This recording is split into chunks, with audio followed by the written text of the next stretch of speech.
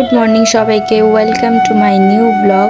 तो आज के सकाल बेला देखो आमी घुमाচ্ছিলাম আর আমার ছেলে এখানে ঘুম থেকে উঠে আমাকে ডাকছে, অনেকক্ষণ ধরে ডাকছিল আমাকে, কিন্তু আমি যেহেতু ঘুমের ঘরে ছিলাম ততক্ষণ আমার ছেলে দেখো নিজে থেকে গ্লাসের মধ্যে বাতাসা বের করে জল দিয়ে চামচ দিয়ে সেটাকে গুলিয়ে আমাকে তারপর ডাকছে। যখন ভাঙতে পারছে না বাতাসাটাকে তখন আমাকে ডাকছে।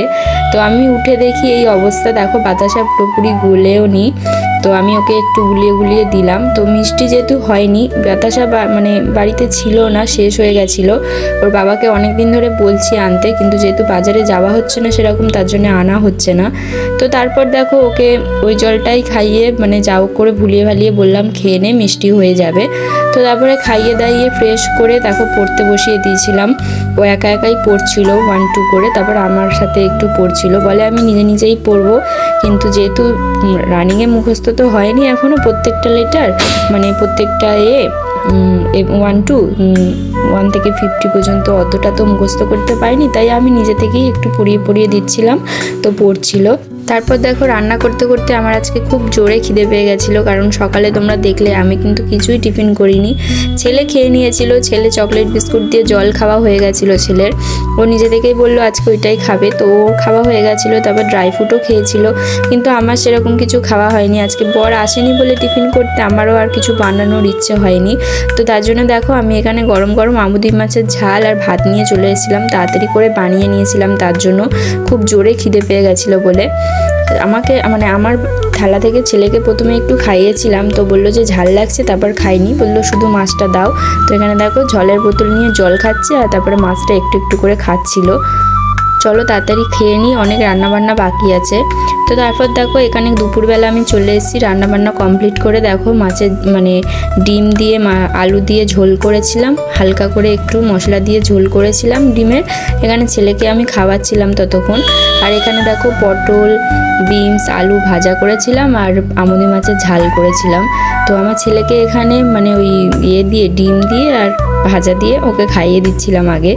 আজকে বর অনেকটাই লেটে এসেছিলো কাজ থেকে, কারণ অনেক দেরিতে কাজ শেষ হয়েছিল, তার জন্য লেটে করে এসেছিলো। ছেলে ততক্ষণে ঘুমিয়ে পড়েছিল। আজকে ছেলের তাড়াতাড়ি ঘুম পেয়ে গেছিলো, কারণ সকাল সকাল অনেক উঠে গেছিলো ঘুম থেকে মিষ্টি জল খাওয়ার চক্করে।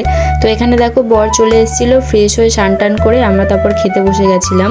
আমি প্রথমে ভাজা দিয়ে খেয়ে নিচ্ছিলাম। ভাজাটা আজকে কিন্তু ভালোই হয়েছিল, কিন্তু ভাজাভুজি একটু ঝাল ঝাল ফ্লেভার না হলে ভালো লাগে না, তার জন্য আমি লঙ্কাটা ভাজারি যে লঙ্কা দিয়েছিলাম সেটাই ভালো করে মাখিয়ে চটকে পটকে খাচ্ছিলাম ভালো করে।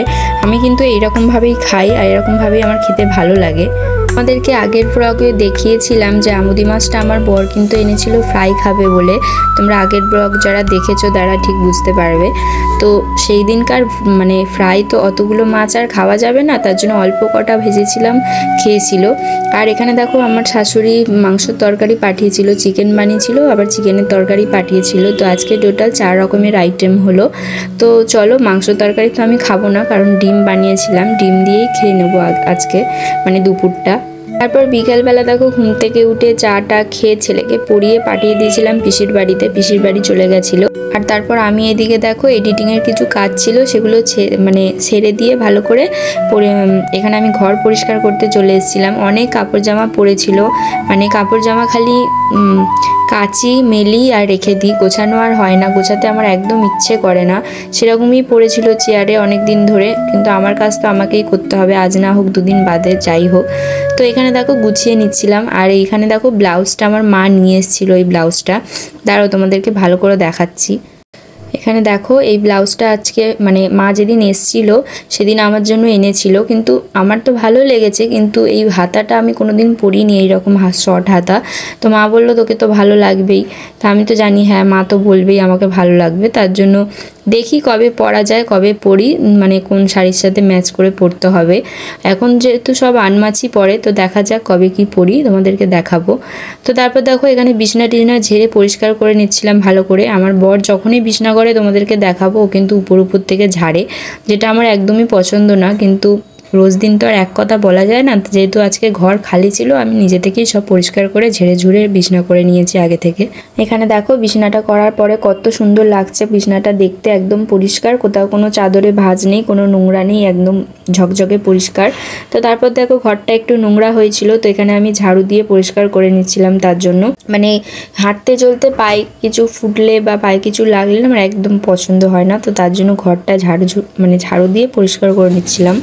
তারপর বর দেখো ছেলেকে নিয়ে চলে এসেছিল, আর এখানে রাতের খাবার খেতে বসে গেছিলাম। আমি ভাতই খেয়েছিলাম, ভাত দিয়ে চিকেনের যে তরকারি শাশুড়ি পাঠিয়েছিল তো সেটাই খাচ্ছিলাম। আর এখানে আমার দাদু বিরিয়ানি কিনে পাঠিয়েছিল 2 প্যাকেট, 1 প্যাকেট রেখে দিয়েছি, আমি খাইনি, কারণ ঝাঁঝ ফাঁঝ অত খেতে আমার ভালো লাগছিল না, গন্ধ ফন্ধ খাবার। তো এখানে ছেলে খেয়ে নিচ্ছিল, আর বাবা ওকে খাইয়ে দিচ্ছিল, ওর বাবা ওকে। তো যাই হোক, চলো আমরা ডিনার করে নিই, করে ঘুমিয়ে পড়ি। এখন ঠান্ডা ঠান্ডা যেহেতু পড়ছে, তো ঘুমটা একটু তাড়াতাড়ি পেয়ে যায়। আজকের ব্লগটা এতটাই, ভালো লাগলে লাইক করে সাবস্ক্রাইব করে দেবে চ্যানেলটা, ভিডিওটা লাইক করবে, শেয়ার করবে, শেষ পর্যন্ত দেখবে। চলো টাটা।